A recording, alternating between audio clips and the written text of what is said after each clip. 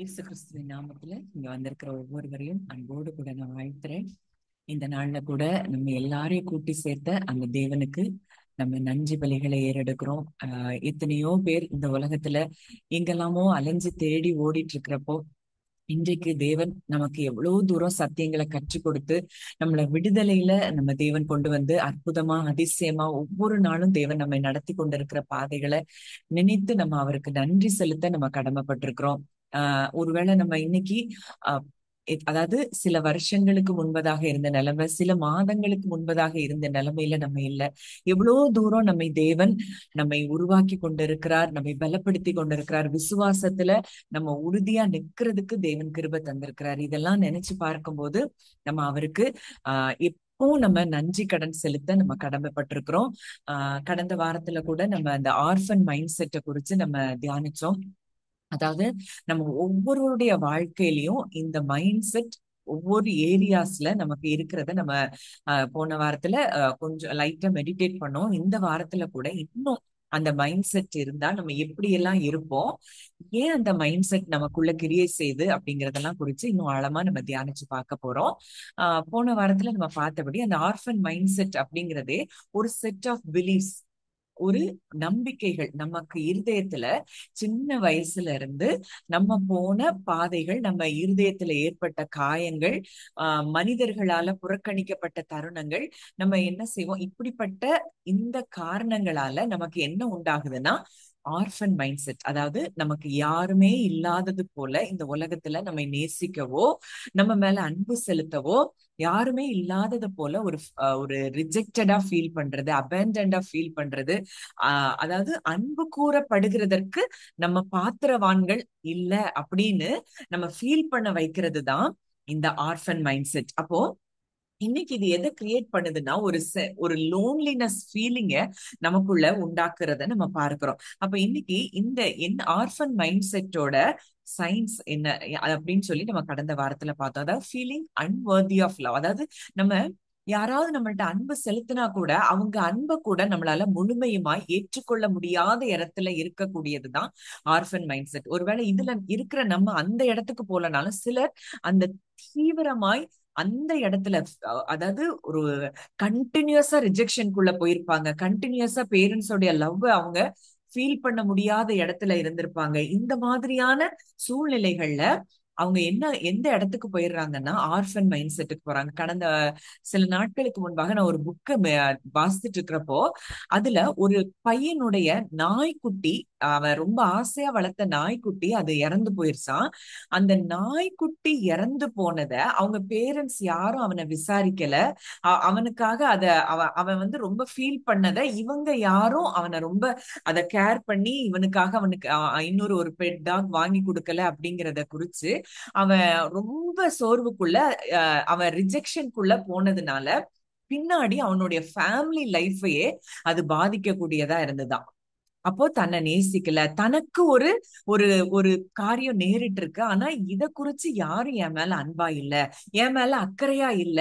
ஒரு சின்ன விஷயம், நமக்கு இது ஒரு சின்ன விஷயமா தெரியுது, ஆனா இதே காரியம் தான் நம்ம வாழ்க்கையிலயும் சின்ன வயசுல மற்ற மனிதர்களுடைய வார்த்தைகள், ஒருவேளை பேரண்ட்ஸ் கிட்ட இருந்து என்கரேஜ்மெண்டான வார்த்தைகள் கிடைக்காம இருந்திருக்கலாம்.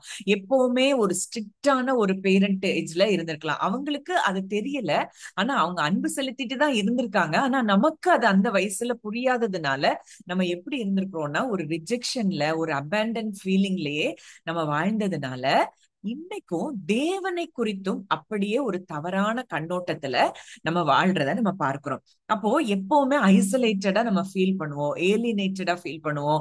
லோன்லினஸ், எப்பவுமே இப்படிப்பட்டவங்க மத்தவங்க கூட ஒரு ஹெல்த்தி ரிலேஷன்ஷிப்ல இவங்களால இருக்கவே முடியாது. எப்பவுமே அவங்க தனிமையில தான் இருப்பாங்க.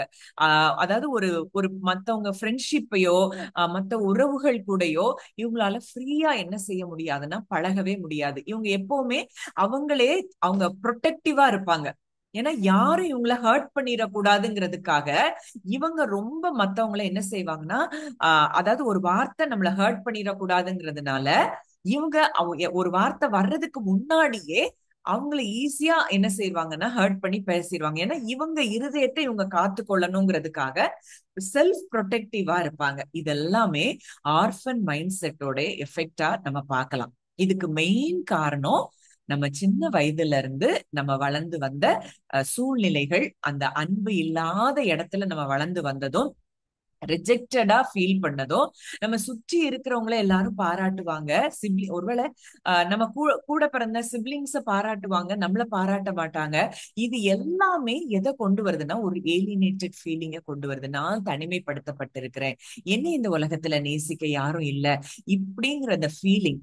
நம்ம தேவனை குறித்தும் ஒரு தவறான கண்ணோட்டத்துல நம்ம அவரை பார்க்க ஆரம்பிக்கிறோம். அப்போ இன்றைக்கு இதுல இன்னும் நம்ம ஆழமா போகும்போதுதான் நம்ம இருதயத்துல ஏன் தவறான காரியங்களை நம்ம சிந்திக்கிறோம், யோசிக்கிறோம், இது எல்லாத்தையும் நம்ம புரிஞ்சு கொள்ளும் போதுதான் அந்த இடத்துல தேவனுடைய அன்பை நம்ம பார்க்கும்போது நிச்சயமா அந்த ஆர்ஃபன் மைண்ட் செட்ல இருந்து நம்ம வெளியே வந்து வாழ்க்கையில நம்ம அவருடைய அன்பையும் நம்ம ருசி பார்க்க முடியும். அவர் மூலமாய் நம்ம வாழ்க்கையில அற்புதங்களையும் நம்ம பெற்றுக்கொள்ள முடியும். போன வாரம் நம்ம பார்த்தது என்னன்னா, இப்படிப்பட்ட மைண்ட் செட் இருக்கிறவங்க எப்பவுமே ஒரு ஃபியர் அண்ட் இன்செக்யூர்ட் ஃபீலிங்ல இருப்பாங்கன்னு சொல்லி நம்ம பார்த்தோம். அப்போ அந்த இன்செக்யூரிட்டியும் அந்த ஃபியர் எப்பவுமே அவங்களுக்கு தொடர்ந்து இருக்கும். எப்பவுமே ஒரு ஃபியர் ஆஃப் ஃபெயிலியர் அவங்களுக்கு இருக்கும். நம்ம தோற்றுருவோமோ, நம்ம ஜெயிக்க முடியாதோ அப்படிங்கிற அந்த இன்செக்யூர்ட் ஃபீலிங்கும் அவங்களுக்கு எப்பவும் இருக்கும். அதாவது இவங்க பெர்ஃபார்ம் பண்ணி மற்றவங்களுக்கு தங்களை வெளிப்படுத்தணும், அவங்களும் வர்தி அப்படிங்கிறத காட்டணுங்கிறதுக்காக எதையாவது பெர்ஃபார்ம் பண்ணிட்டே இருப்பாங்க. அப்போ இவங்க அந்த பெர்ஃபார்ம் பண்றதுல இவங்க வர்தியா அவங்க புரியலைன்னா அதனாலயும் திருப்பி அவங்க சோர்ந்து போகிறதற்கு நிறைய வாய்ப்புகள் இருக்கு. இப்படியே இவங்க வந்து என்ன செய்வாங்கன்னா இந்த ஆர்ஃபன் மைண்ட் செட், இந்த ஃபியர் அண்ட் இன்செக்யூர் ஃபீலிங்க கொண்டு வந்து தேவனிடத்தில இருந்தும் மற்ற மனிதர்களிடத்திலும் இருந்தும் இவங்களை பிரிக்கிறத நம்ம பார்க்கலாம். இன்னைக்கு உங்க ஹார்ட்டை நீங்க ஆராய்ந்து பாருங்க. எந்த சூழ்நிலைகள்ல எல்லாம் நீங்க அப்படி தனிமைப்படுத்தப்பட்டதா உணர்றீங்க? ஆண்டவர் சொல்றாரு, பயப்படாதே, நான் உனக்கு துணை நிற்கிறேன். இந்த உலகத்துல எந்த உறவுகள் இருந்தாலும் இல்லைனாலும் நமக்காக நம்ம கூட ஒரு உறவு, எப்பவுமே நம்மை நேசித்து கொண்டே இருக்கக்கூடிய ஒரு உறவு நமக்காக இருக்கிறது. இன்னைக்கு கூட ஒரு ஒரு சின்ன ஒரு கிளிப்பிங் பார்த்தேன், எனக்கு அது ரொம்ப டச் பண்ணுச்சு. அதாவது இன்னைக்கு நம்ம எத்தனையோ காரியங்களை நம்ம துக்கங்கள், கஷ்டங்கள், இதெல்லாத்தையும் நம்ம சகித்து கொண்டே இருப்போம். ஆனா நம்மள பாக்குறதுக்கு யாரும் இல்ல, நம்மள விசாரிக்கிறதுக்கு யாரும் இல்லைன்னு நினைக்கிறோம். ஆனா அன்றைக்கு எகிப்தியர் இஸ்ரவேல் ஜனங்களை அடிமைப்படுத்தின பொழுது அங்க ஆண்டவர் சொல்றாரு, நான் என் ஜனங்களின் உபத்திரவத்தை பார்க்கவே பார்த்து ஆளோட்டிகளின் நிமித்தம் அவர்கள் இடுகிற கூக்குரலை கேட்டேன். யாருமே பார்க்கலன்னு நீங்க நினைக்கவே தேவையில்ல, உங்களை பார்த்துட்டே இருக்கிற ஒரு தகப்பன் இருக்கிறார்.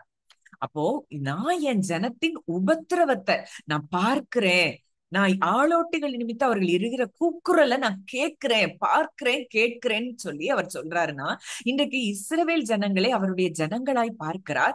ஆனா இன்றைக்கு நம்முடைய பிள்ளைகளாய் அவர் பார்க்கிறத பார்க்கிறோம். அன்றைக்கு அந்த ஜனங்களுக்கு அந்த வெளிப்பாடு கிடைக்கல. ஆனா இன்றைக்கு விதத்துல நம்ம அடிக்கடியாய் தியானிக்கிற காரியம், நீங்க என் பிள்ளைகள்னு ஆண்டவர் சொல்றத நம்ம பார்க்கிறோம். அப்போ அந்த ஜனங்களையே அவர் பார்த்து அவங்க சத்தத்தை அவர் கேட்கிறார்னா, இன்றைக்கு நம்மை பார்த்து நம்முடைய சத்தத்தை கேட்பது எவ்வளவு நிச்சயம் அப்படிங்கறத அறிந்து கொண்டோம்னா இந்த ஆர்ஃபன் மைண்ட் செட்ல இருந்து நிச்சயம் வெளியே வர முடியும். இன்னைக்கு உங்களுக்கு எதை குறிச்செல்லாம் பயம் இருக்கு? எதிர்காலத்தை குறித்து பயம் இருக்கா? இல்ல உங்க பிள்ளைங்களுடைய எதிர்காலத்தை குறித்து பயம் இருக்கா? எந்த சூழ்நிலைகள்ல எல்லாம் நீங்க பயந்து கொண்டு இருக்கிறீங்க? ஒருவேளை உங்க பொருளாதார நிலைமையா, இல்ல உங்களுடைய ஹெல்த் இஷ்யூஸா, எதை குறித்து ஒரு பயம் இருந்தாலும் அந்த இடத்துல எல்லாவற்றிலையும் நம்முடைய அப்பாவினுடைய அன்பை அந்த இடத்துல நம்ம முழுமையுமாய் பார்க்க முடியாததுனாலதான் அந்த பயத்துக்குள்ளேயும் அந்த இன்செக்யூர் ஃபீலிங்குள்ளேயும் நம்ம இருக்கிறோம். அப்போ இதுக்கு வேதத்துல நமக்கு நிறைய சொல்யூஷன் நம்ம லாஸ்ட் வீக்கே பார்த்திருக்கிறோம். ஆண்டவர் சொல்றாரு, நான் உன் கூட இருக்கிறேன்னு பல இடத்துல வேதாகமத்துல நம்ம கூட அவர் பேசிட்டே இருக்கிறாரு. ஏசாயா 41:10, உபாகம் 31:8, இதுல எல்லாம் நம்ம பார்க்கிறோம், நான் உன் கூட இருக்கிறேன், நான் உன் கூட வர்றேன், எப்பவுமே நான் உன் கூட இருக்கிறேன் அப்படின்னு சொல்லி தேவன் நம்மை திடப்படுத்தி கொண்டே இருக்கிறார். அவர் இந்த உலகத்துல உள்ள மனிதர்கள் மாதிரி கிடையாது. அவர் நம்ம கூட வந்தா நம்ம வாழ்க்கையில அற்புதங்கள் நிச்சயம் அப்படிங்கிறத நம்ம அறிந்து கொள்ளணும். அடுத்ததா ரெண்டாவது second, first fear and insecured feeling பார்த்தோம். அதுக்குதான் நம்ம சவுலை உதாரணமா பார்த்தோம். அங்க சவுல் வந்து எப்பவுமே அங்க வந்து ஜனங்களுக்கு பயந்து அங்க கிரியை செய்ததை நம்ம பார்க்கிறோம். அப்போ ஃபியர் ஆஃப் மேன் இருக்கு. இன்னைக்கு நம்ம மனிதருக்கு பயப்படுறோமா? இது எல்லாமே மனிதர்களுடைய அப்ரூவல் எனக்கு வேணும் அப்படின்னு சொல்லி நம்ம நினைக்கிறோமா? இது எல்லாமே ஒரு ஆர்ஃபன் மைண்ட் செட்டோடைய ஒரு ஒரு ஒரு சிம்டமா தான் நம்ம இதை பார்க்கணும்.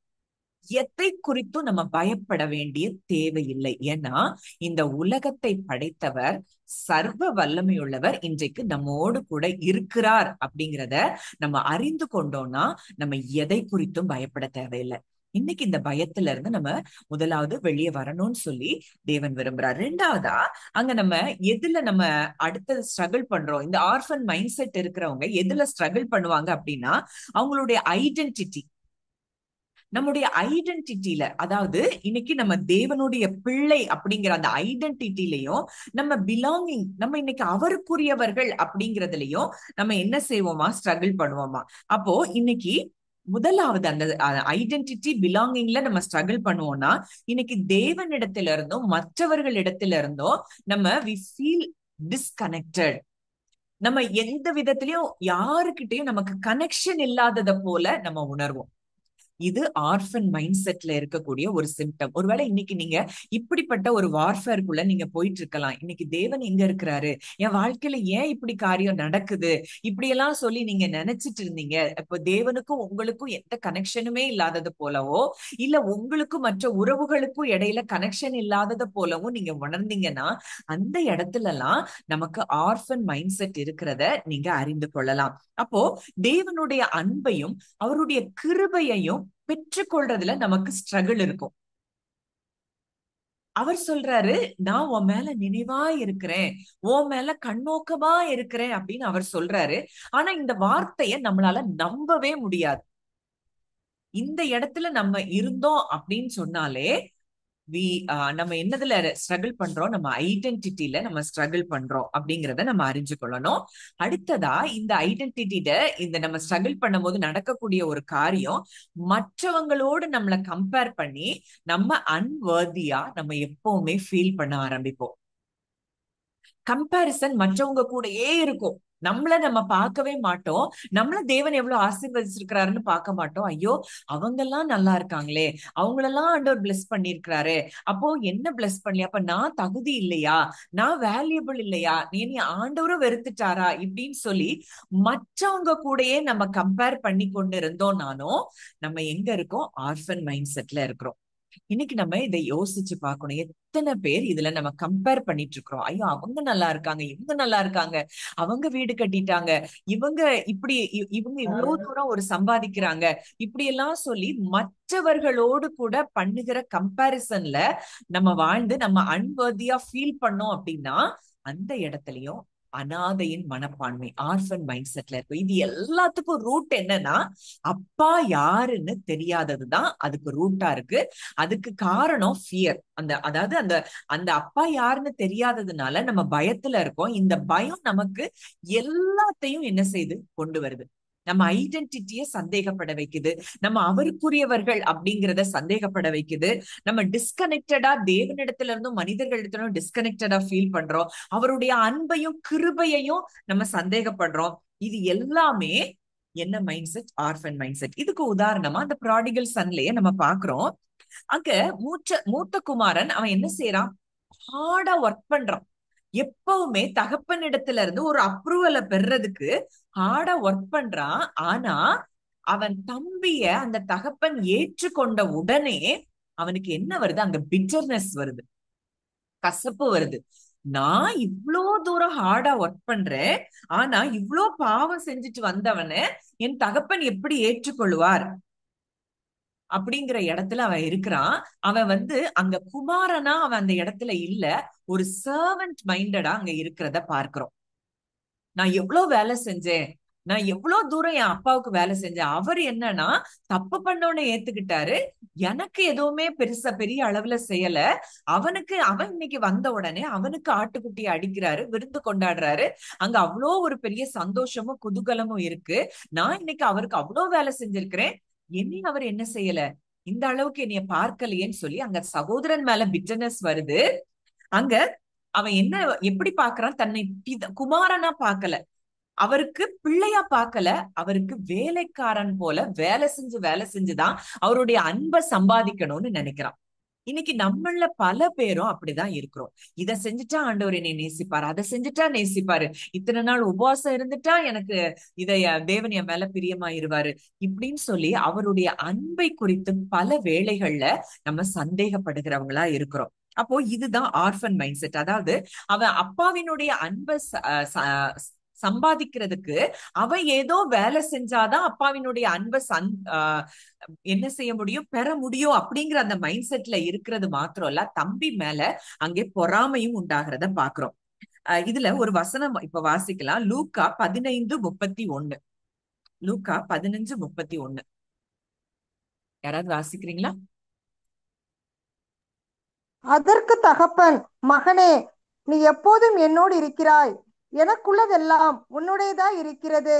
உன் சகோதரனாகிய இவனோ மரித்தான், திரும்பவும் உயிர்த்தான், காணாமற் போனான், திரும்பவும் காணப்பட்டான். ஆனபடியினாலே நாம் சந்தோஷப்பட்டு மகிழ்ச்சியாய் இருக்க வேண்டுமே என்று சொன்னான் என்றார். அங்க அப்பா கிட்ட எந்த வேறுபாடும் இல்ல. அன்புல எப்படி இளைய குமாரனை நேசிக்கிறாரோ அதே அன்புலதான் மூத்த குமாரனையும் அவர் நேசிக்கிறாரு.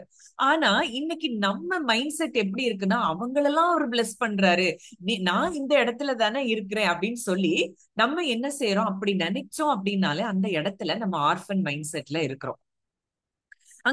அங்க தகப்பன் சொல்றாரு, பிதாவாகிய தேவன் தான் அங்க தகப்பனாய் அங்க சொல்லப்பட்டிருக்குது அந்த ஓமையில. அப்பா சொல்றாரு, நீ எப்பவுமே என் கூட இருக்கிற, எனக்குள்ளது எல்லாம் உனக்குள்ளதுன்னு சொல்றாரு. இன்னைக்கு நம்மள பார்த்தும் அந்த பிதாவாகிய தேவன் நமக்கு அப்பா அததான் சொல்றாரு, எப்பவுமே நீ என் கூட இருக்கிற, எனக்குள்ளது எல்லாம் உனக்குள்ளது.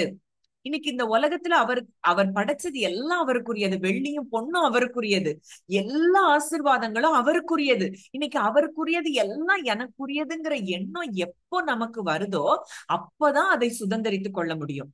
இல்லனா அதை செஞ்சா எனக்கு இதை தருவாரு, இதை செஞ்சா தருவாரு அப்படின்னு சொல்லி நம்முடைய பெர்ஃபார்மன்ஸ்லயே நம்ம கண்ணோக்கமா இருந்தோம் அப்படின்னா நம்ம ஒன்றையும் தேவனிடத்துல இருந்து என்ன செய்ய முடியல, பெற முடியல. ஏன்னா அந்த மைண்ட் செட் அவனுக்கு அடிமையின் அந்த மைண்ட் செட் தான் இருக்கு. அவனுக்கு அவ்வளவு அவனுக்குரியதா இருந்தா கூட அவன் அதை என்ஜாய் பண்ணவே இல்லை. அப்போ இன்னைக்கு நாமும் அந்த இடத்துலதான் பல வேளைகள்ல இருக்கிறோம். என் அப்பா யாரு, அவர் யார், யெகோவா ஈரே, அவர் தான் ப்ரொவைடர் அப்படிங்கறது நமக்கு தெரியாததுனாலதான் நம்ம என்ன செய்யறோம், குறைவுகள்ல இருக்கோம். நம்ம எந்த இடத்துல எல்லாம் நம்ம ரெஸ்டுக்குள்ள போறோமோ அந்த இடத்துல எல்லாம் நம்ம ஆர்ஃபன் மைண்ட் செட்டை விட்டு வெளியில வந்துட்டோம்னு அர்த்தம். எந்த இடத்துல எல்லாம் ரெஸ்ட்லெஸ்ஸா இருக்கிறோமோ அந்த இடத்துல எல்லாம் நம்ம அப்பா நம்ம கூட இருக்கிறாருங்கிறத உணராத இடத்துல நம்ம இருக்கிறோம். அப்போ இன்னைக்கு நம்ம இருதயத்தை நம்ம ஆராய்ந்து பார்க்க வேண்டிய இடத்துல நம்ம இருக்கோம். அடுத்ததா நம்ம பார்க்கிறோம், அதாவது சுய உழைப்பு, செல்ஃப் ரிலையன்ஸ். நம்ம எதையோ ஒண்ணு பண்ணி நம்ம ஸ்ட்ரென்த்ல தான் நம்ம எதையோ செய்யணும். தேவன் மேல வைக்கிற நம்பிக்கையின் மூலம் நமக்கு எதுவும் கிடைக்க போறது இல்லை. நம்ம ஏதாவது செஞ்சாதான் நமக்கு கிடைக்கும். அது ஃபுல்லாவே செல்ஃப் ரிலையன்ஸ்ல வாழ ஆரம்பிப்பாங்க. இப்படிப்பட்ட அந்த ஆர்ஃபன் மைண்ட் செட் இருக்கிறவங்க இவங்க தேவனிடத்துல முழுமையுமாய் தங்களை அர்ப்பணிக்க முடியாது. அவங்க தேவன் மேல முழுமையுமா அவங்க டிபெண்ட் பண்ணியும் இருக்க மாட்டாங்க. நம்பவும் முடியாது, அர்ப்பணிக்கவும் முடியாது, அவரை டிபெண்ட் பண்ணவும் முடியாத இடத்துல இருக்கக்கூடிய மைண்ட் செட் தான் ஆர்ஃபன் மைண்ட் செட். இந்த மைண்ட் செட்ல தான் நம்மளும் கூட பல நேரங்கள்ல இருக்கிறோம். நமக்கு ஏன் கவலை வருது, ஏன் பயம் வருது, ஏன் கன்ஃபியூஸ்ட் ஸ்டேஜுக்கு போறோம்? வசனம் சொல்லுது, கர்த்தர் எனக்கு சகாயர். நம்ம பவுல் சொல்றாரு, கர்த்தர் எனக்கு சகாயர், நான் பயப்படேன், மனுஷன் எனக்கு என்ன செய்வான் என்று சொல்லலாமே. அவர் சொல்றாரு, ஏன்னா நான் உன்னை விட்டு விலகுவதும் இல்லை, உன்னை கைவிடுவதும் இல்லை என்று அவர் சொல்லி இருக்கிறாரே. எந்த அளவுக்கு பவுலுக்கு அந்த உறுதித்தன்மை இருந்ததுன்னு நம்ம பார்க்கணும். அவர் என்னை விட்டு விலக மாட்டேன், என்னை கைவிட மாட்டேன்னு சொல்லிட்டாரு. அப்ப அவர் எனக்கு சகாயரா இருக்கிறாரு. அப்ப நான் எதுக்கு மனுஷனுக்கு பயப்படணும்? மனுஷன் எனக்கு என்ன செய்வான் என்று சொல்லலாமே. நீங்க சொல்லலாமே. ஏன் பயப்படுறீங்க? ஏன் மனுஷ வார்த்தைகளுக்கு பயப்படுறீங்க? மனுஷன் கொடுக்கிற ஒரு ரிப்போர்ட்டுக்கு பயப்படுறீங்க? சொல்லுங்க. ஏன்னா நான் உன்னை விட்டு விலக மாட்டேன், உன்னை கைவிட மாட்டேன்னு அவர் சொல்லி இருக்கிறாரே. அப்போ நாம் விசுவாசித்திருக்கிறவர் இன்னார் என்று அறிந்திருக்கிறேன்னு பவுல் சொல்றாரு. விசுவாசித்தேன் ஆகையால் பேசுகிறேன். என் அப்பா யாருன்னு எனக்கு தெரியும், அதனால நான் பேசுறேன். இந்த அன்டவுட்டட் ஃபெய்த் நமக்கு பிதாவாகிய தேவன் மேல, நம்ம அப்பா மேல நமக்கு இருக்குதா? அப்படி இருந்ததுன்னா நம்ம எப்பவும் எப்படி இருப்போம்? நான் எந்த சூழ்நிலையிலும், பவுல் சொல்றாரு, மனரம்யமாய் இருக்க கற்றுக்கொண்டேன். எப்படி அந்த மனரம்யம் வந்துச்சு? ஏன்னா அவருக்கு அப்பா யாருங்கிற அறிவுல அவர் முழுமையுமா அவர் ஆப்ரேட் ஆனதுனாலதான் அந்த இடத்துக்கு அவர் வந்தாரு. அதனாலதான் சிறைச்சாலையில இருக்கும்போது கூட அவரால் அதை எழுத முடியுது, கர்த்தருக்குள் எப்பொழுதும் சந்தோஷமாயிருங்கள். ஏன்னா அப்பா ஒருத்தர் இருக்காரு. நீங்க ஏன் கலங்குறீங்க? ஏன் பயப்படுறீங்க? அவரால முடியாத காரியம் ஒன்றுமே இல்லைங்கிறத அந்த பவுல் ஆணித்தரமா இருதயத்தின் ஆழத்துல அறிஞ்சிருந்ததுனால அவருக்கு என்ன வரல? பயமே வரல. இன்னைக்கு நம்ம எந்த இடத்துல இருக்கிறோம்? நம்ம சுய முயற்சியில நம்ம தேவன் இல்லாம நம்ம எதையாவது சாதிச்சிடலாம்னு நினைச்சுதான் கவலைப்பட்டுட்டு இருக்கிறோம். கவலையே நம்முடைய சுய முயற்சி தான். கவலைப்படுறோம்னா நமக்கு இருதயத்தின் ஆழத்துல அவர் மேல நம்பிக்கை இல்லைங்கிறதுனாலதான் நமக்கு கவலை வருது. அடுத்ததா ஓவரா ஒர்க் பண்ணுவாங்க இப்படிப்பட்டவங்க, மற்றவங்க கிட்ட அப்ரூவல் பெறறதுக்கு, மத்தவங்க கிட்ட அதாவது அங்கீகாரம், இன்னொன்னு பாதுகாப்பு பெறறதுக்கு நம்ம உழைக்கிறது தான் அப்படின்னு சொல்லி ஓவரா திங்கிங், ஓவர் ஒர்க்கிங். இந்த ஆர்ஃபன் மைண்ட் செட் இருக்கிறவங்க இப்படிதான் இருப்பாங்கன்னு சொல்லி நமக்கு வேதம் கற்றுக் கொடுக்கறத பாக்குறோம். இப்போ இதுக்கும் இந்த ப்ராடிகல் சன் உடைய உதாரணம் தான் நம்ம பாக்குறோம். அந்த இளையகுமாரன் அங்க வீட்டை விட்டு என்ன செஞ்சுட்டான்? வெளியே போயிட்டான். வெளியே போன உடனே அவன் என்ன நினைக்கிறான்?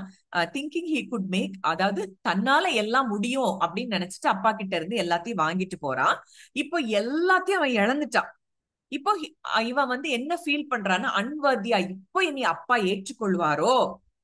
இல்ல, அவர் ஏற்றுக்கொள்ளனாலும் அவருக்கு வேலைக்காரனா நான் இருப்பேன்னு அவர்கிட்ட சொல்லுவேன் அப்படின்னு சொல்லிட்டு அங்க போறான்.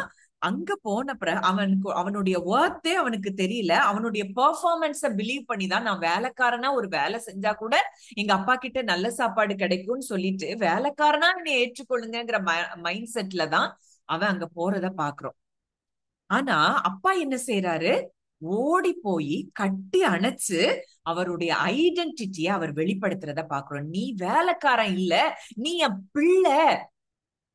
நான் உன்னை எப்படி வேலைக்கார ஸ்தானத்துல நான் உன்னைய வைக்க முடியும் அப்படின்னு அங்க அவன் பேசிட்டே இருக்கான். அவன் ரிஹர்சல் பண்ணத பேசிட்டே இருக்கிறான். அந்த லூக்கா 15 நீங்க நல்லா மெடிடேட் பண்ணி பாருங்க.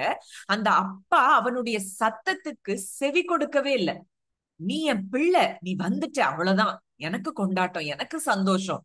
அப்போ மூத்த குமாரன்ட்ட சொல்லும் போது, என் குமாரனாகி அவன் மரித்தான், உயிர்த்தான், காணாமல் போனான், திரும்பவும் காணப்பட்டான். அவனை அப்படிதான் பாக்குறாரே தவிர அவன் பிள்ளைங்கிற ஸ்தானத்தை ஒரு செகண்ட் கூட அவர் என்ன செய்யல? விட்டு கொடுக்கல. இன்னைக்கு நம்ம அப்பாவும் அப்படிதான். ஒருவேளை இன்னைக்கு நீங்க பல பேர் ஏதோ என்னைக்கோ செய்த காரியங்கள் இதுல எல்லாம் குற்ற மனசாட்சியில நீங்க இருக்கலாம். பெரிய பெரிய பாவங்கள் இன்னைக்கு செய்யலனாலும் ஏதோ ஒரு சின்ன வகையான ஏதோ ஒண்ணு செஞ்சுட்டோம். என் அப்பா என்னைய நேசிப்பாரா? என் அப்பா என்னைய மறுபடியும் ஏற்றுக்கொள்வாரா? அப்படிங்கிற இடத்துல நீங்க இருக்கலாம். அந்த இளையகுமாரன் ஒன்னே ஒண்ணு செஞ்சான், திருப்பி அப்பா கிட்ட வந்தான். நம்ம செய்ய வேண்டியதும் அதுதான். அப்பா கிட்ட போனா போதும். அப்பா நான் செஞ்சுட்டேங்கிற இடத்திலேயே நம்ம நின்னு அந்த அப்பாவை தூரமா பாக்குறத விட அப்பான்னு ஓடி போயிட்டா நம்மை கட்டி அணைக்கிற ஒரு நல்ல தகப்பனாய் அவர் இருக்கிறார் அப்படிங்கிறத நீங்க அறிந்து கொண்டால் போதும், இந்த ஆர்ஃபன் மைண்ட் செட்ல இருந்து நம்ம நிச்சயமா வெளியே வர முடியும். அப்போ இந்த விதமான மைண்ட் செட்ல இருந்து நம்ம வெளியே வர்றதுக்கு முதல்ல அவருடைய அன்பை நம்ம ஆழமா அறிந்து கொள்ளணும். ரோமர் 8:15 வாசிக்கலாமா? ரோமர் 8:15.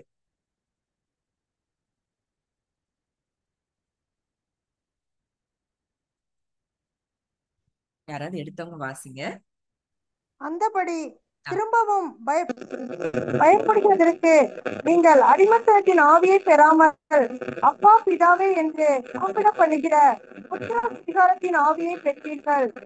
முதல்ல நம்ம ஆழமா ரூட் ஆக வேண்டிய ஒரு விஷயம், நமக்கு இன்னைக்கு இந்த உலகத்தை படைத்தவர் நம்முடைய தேவன் அப்பா. இந்த அப்பா மற்ற உலக, ஒருவேளை இன்னைக்கு உங்க பேரண்டிங் எல்லாம் எப்படி இருந்து நமக்கு தெரியாது. அந்த அப்பாவை வச்சு நம்ம நம்முடைய பிதாவாகிய தேவனை நம்ம என்ன செய்யக்கூடாது, ஜட்ஜ் பண்ணக்கூடாது. உங்க மேலேயே நினைவா இருக்கிற அப்பா அவர், உங்க மேல கண்ணோக்கமா இருக்கிற அப்பா அவர். அவர் சொல்றாரு, ஸ்திரீயானவள் தன் கர்ப்பத்தின் பிள்ளைக்கு இறங்காமல் தன் பாலகனை மறப்பாளோ, அவள் மறந்தாலும் நான் உன்னை மறப்பதில்லை. யார் மறந்தாலும் நான் உன்னை மறக்க மாட்டேன்னு சொல்ற ஒரு அப்பா, நம்ம மேல நினைவா இருக்கிற ஒரு அப்பா. இன்னைக்கு அப்பான்னு கூப்பிடக்கூடிய அந்த புத்திர சுவிகாரத்தின் ஆவியதான் நமக்கு கொடுத்துக்க. நீங்க அப்பான்னு கூப்பிட்டுட்டா போதும், உடனே இறங்கி நமக்காக கிரியை செய்கிற ஒரு அப்பா தான் எனக்கு இருக்கிறார். அப்படிங்கறதுல நம்ம ஆழமா என்ன செய்யணும், ரூட் ஆகணும். அப்பதான் இந்த ஆர்ஃபன் மைண்ட் செட்ல இருந்து நம்ம வெளியே வர முடியும். ரெண்டாவது, நம்ம வார்த்தையினால நம்ம மைண்ட ரினியூவல் பண்ணணும். அது நம்ம போன வாரம் பார்த்தோம். இப்பிரபஞ்சத்து ரோமர் 12:2 பார்த்தோம். தேவனுடைய நன்மையும் பரிபூர்ணமான சித்தமும் இன்னதென்று பகுத்தறியத்தக்கதாக உங்கள் மனம் புதிதாகிறதுனாலே நம்ம மைண்ட என்ன செய்யணும், ரினியூ பண்ணிட்டே இருக்கணும் வார்த்தையினால. நம்ம இன்னைக்கு தேவன் எப்படி பார்க்கிறார், நம்மள இன்னைக்கு எவ்வளவு தூரம் அவர் நேசிக்கிறார் அப்படிங்கறதுல நம்ம மைண்ட என்ன செய்யணும், ரெனியூல் பண்ணிட்டே இருக்கணும். அடுத்ததா மத்தேயு 6:26. மத்தேயு 6:26.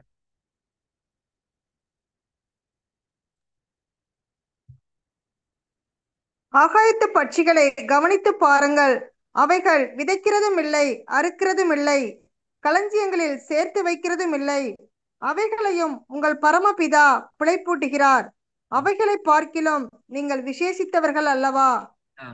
இதுல அழகா சொல்றாரு, இயேசு கிறிஸ்து சொல்றாரு, ஆகாயத்து பட்சிகளை கவனித்து பாருங்கள், அது விதைக்கிறது இல்ல, அறுக்கிறது இல்ல, களஞ்சியத்துல சேர்த்து வைக்கிறது இல்ல, அவைகளையும் உங்கள் பரமபிதா. அவர் எவ்வளவு அழகா சொல்றாரு.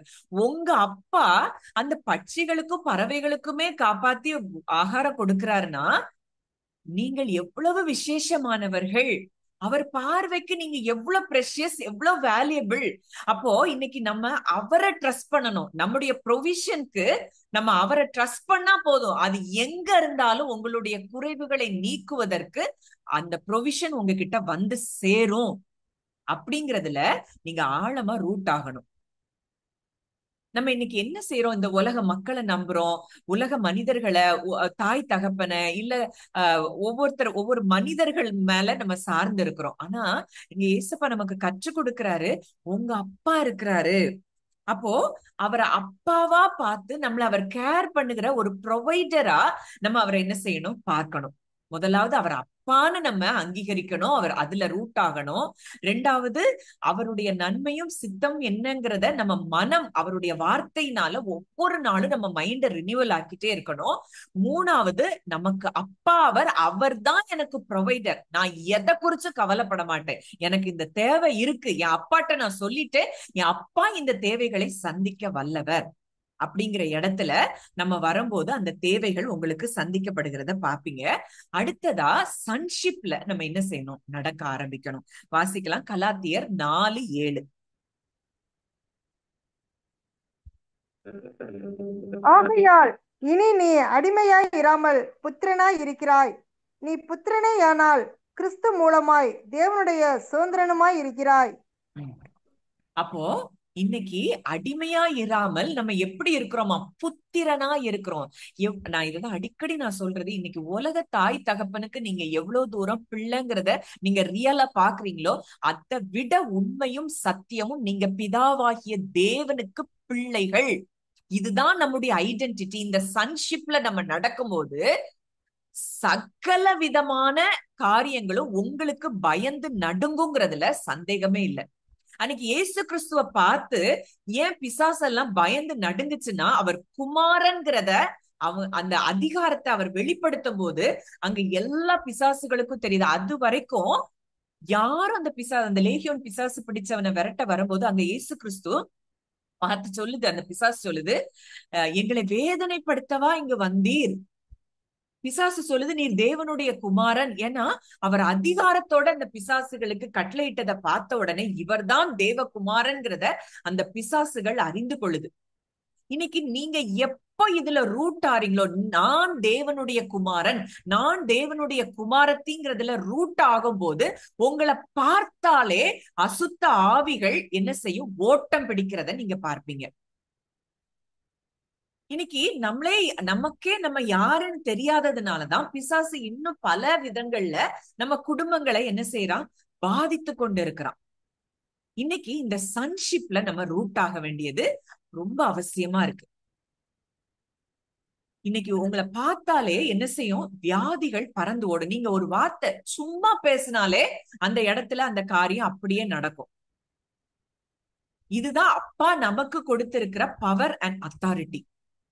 ஆனா இத உணர விடாம சத்ரு நம்மள என்ன செய்யறான்? சாதாரண உலக மனிதர்களை போல நம்மள என்ன செய்யறான்? சிந்திக்க வைக்கிறான். இன்னும் அடுத்ததா நம்ம பார்க்கும்போது இந்த இந்த மாதிரி ஆர்ஃபன் மைண்ட் செட் இருக்கிறவங்க என்ன செய்வாங்க? மற்றவங்களை நம்பவே மாட்டாங்க. எப்பவுமே அவங்களுக்கு மற்றவங்களை குறிச்சு ஒரு சந்தேக பார்வைதான் இருக்கும். ஒருவேளை இதெல்லாம் நம்ம மற்ற மனிதர்கள்ட்ட நம்ம குறையா கண்டுபிடிச்சு சொல்லுவோம். ஆனா அவங்க இருதயத்தின் ஆழத்தை நம்ம போய் பார்த்தோம்னா அந்த இருதயத்துல காயங்களும் துக்கங்களும் நிறைஞ்சு இருக்கும். அதனாலதான் அவங்களால மற்றவங்களை என்ன செய்ய முடியாது? நம்ப முடியாது. நிராகரிக்கப்பட்டுருவோமோ அப்படிங்கிற அந்த பயத்திலேயே, அந்த ரிஜெக்ஷன், அந்த ஃபியர்லயே அவங்க என்ன செய்வாங்க? அவங்களாவே தனிமைப்படுத்திக்கிட்டு பாதுகாப்பான நிலையிலேயே அவங்க இருந்துகிடுவாங்க. யார் கூடயாவது போய் சேர்ந்தாதானே என்னைய ரிஜெக்ட் பண்ணி அதனால எனக்கு ஒரு காயம் ஏற்படும், நான் இதுக்கு நான் தனிமையா இருந்துக்கிறேனே அப்படின்னு அவங்க தனிமையில இருக்க ஆரம்பிப்பாங்க.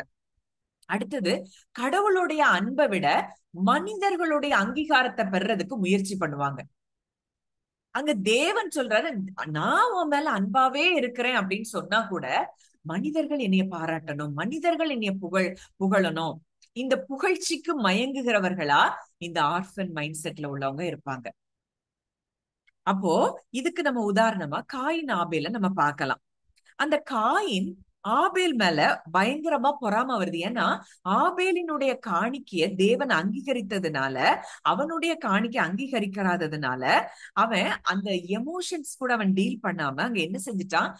ஆபேல் மேல பொறாமையும் கசப்பும் அவனுக்கு வந்ததை பார்க்கிறோம். இது ஒரு ஆர்ஃபன் மைண்ட் செட். அவனை நேசிக்கிறது மாதிரிதான் தேவன் என்னையும் நேசிக்கிறாருங்கிற அறிவு அந்த காயினுக்கு அங்க இல்ல. அப்ப இதுக்கு காரணம் அங்க கம்பேரிசன், ரிஜெக்ஷன், ஜெலஸ் எல்லாமே இந்த காயினுக்குள்ள இருக்கிறத பார்க்கிறோம்.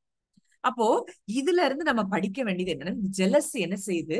ரிலேஷன்ஷிப்பை டிஸ்ட்ராய் பண்ணக்கூடிய காரியங்களா இருக்கு. இன்னைக்கு பொறாமையோ வென்றால் எலும்புருக்கின்னு சொல்லி வேதத்துல நம்ம பார்க்கிறோம். ஐயோ, அவங்க பிள்ளைங்க நல்லா இருக்காங்களே, இவங்க இப்படி இருக்காங்களே, இவங்க இவ்வளவு வசதி ஆயிட்டாங்களே, சாதாரணமா இருந்தவங்க, நான் மட்டும் இந்த நிலைமையில இருக்கிறேனே, இப்படின்னு இந்த கம்பேரிசன், இந்த ஜெலஸ், இது எல்லாமே ஆர்ஃபன் மைண்ட் செட்டுடைய எஃபெக்டா தான் நம்ம பார்க்கிறோம். Instead of comparing ourselves to others, நம்ம என்ன செய்யணும்? தேவனுக்கு பிரியமானது என்ன? நம்மள மற்றவங்க கூட கம்பேர் பண்றதை விட்டுட்டு அவருக்கு பிரியமானது என்ன, அவர் நம்மளை எப்படி நேசிக்கிறாரு அப்படின்னு சொல்லி நம்ம போக்கஸ, நம்ம டிபெண்டன்ஸ அவர் மேல வைக்க வேண்டியது ரொம்ப அவசியமா இருக்கு. இப்ப அடுத்த உதாரணம் நம்ம பார்க்கணும் அப்படின்னா, ஆபிரகாமையும் லோத்தையும் நம்ம பார்க்கலாம். ஆபிரகாம் லோத்துக்கு அங்க என்ன வருது? டிஸ்அக்ரிமெண்ட்ஸ் வருது. ஏன்னா அவங்களுடைய இவர் ஆபிரகாம் லோத்துக்கு மந்தை மேய்ப்பர்களுக்கு நடுவுல அங்க நிறைய கான்ஃபிளிக்ட்ஸ் வருது. அதனால அவங்க அந்த அவங்களுக்கு ஒருத்தருக்கு ஒருத்தர் ஏன் போட்டி வருதுன்னு அந்த ரிசோர்சஸ் அவங்க ஷேர் பண்றதுல அவங்களுக்கு என்ன வருது? போட்டி வருது. இப்போ இது எதற்கு இதனுடைய ரூட் என்னன்னு பார்த்தோம்னா, அங்க பணம், அந்த செல்வ செழிப்பு ஒரு ஃபேக்டரா இருக்கு, இடம் இல்லாம ஒரு ஃபேக்டரா இருக்கு. ஆனா ஆபிரகாம் எதை சூஸ் பண்றாருன்னா, இந்த சண்டைய காட்டிலும் எனக்கு சமாதானம் முக்கியம் அப்படின்னு சொல்லிட்டு லோத்து கிட்ட சொல்றாரு, நீ எந்த இடத்த பிக் பண்ணணுமோ, நீ சூஸ் பண்ணிட்டு போ, நான் அதுக்கு எதிரா இருக்கிற இடத்துக்கு நான் போறேன். அப்போ இங்க ஆபிரகாம் ட்ரஸ்ட் யாருக்கு மேல இருக்கு அப்படின்னா தேவன் மேல இருக்கு. லோத்துவினுடைய ட்ரஸ்ட் யாருக்கு மேல இருக்கு அப்படின்னா அந்த செழிப்பான இடத்தின் மேல இருக்கு. இங்க ஆபிரகாம் வனாந்திரத்துலதான் அங்க சூஸ் பண்றாரு. ஆனா அந்த இடத்துலயும் தேவன் அவரை ஆசீர்வதிக்கிறத பார்க்கிறோம்.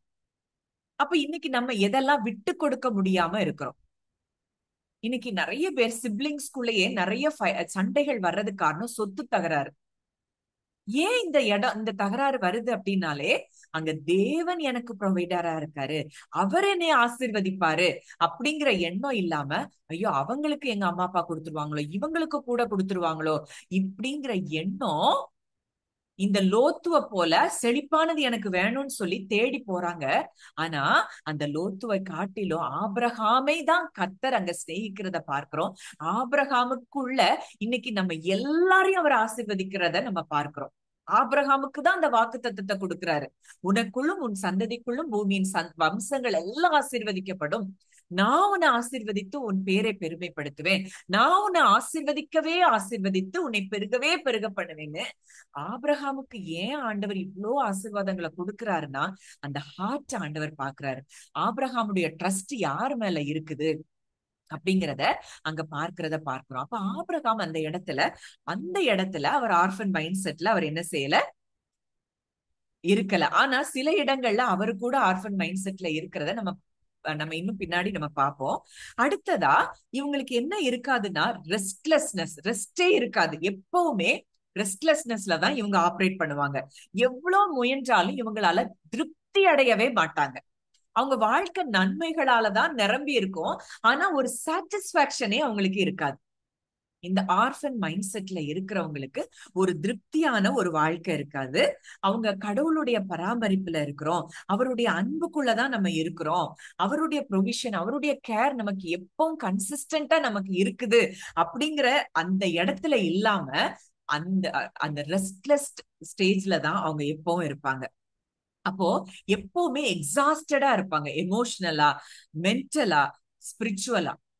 இவங்க எந்த விதத்திலையும் இவங்க திருப்தியா இருக்க மாட்டாங்க. ஸ்பிரிச்சுவலாவும் அவங்களுக்கு திருப்தி கிடைக்காது, பிசிக்கலாவும் மென்டலியாவும் அவங்களுக்கு திருப்தி கிடைக்காது, எமோஷனலாவும் இவங்க திருப்தியான இடத்துல எப்பவுமே அப்படிப்பட்ட ஸ்பிரிட்ல உள்ள மனிதர்களை நீங்க பாத்தீங்கன்னா எப்பவுமே படபடப்பா இருப்பாங்க.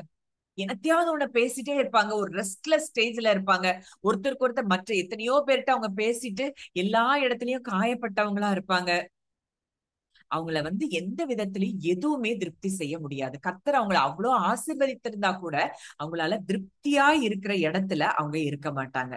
இப்போ இந்த ஒரு இடத்துல ஆபிரகாம் அங்க ஆர்ஃபன் மைண்ட் செட்ல இல்ல. இப்ப இந்த இடத்துல ஆபிரகாமை குறிச்சு நம்ம உதாரணம் பார்க்க போறோம். அங்க ஆபிரகாமும் சாராளையும் நம்ம பார்க்கிறோம்.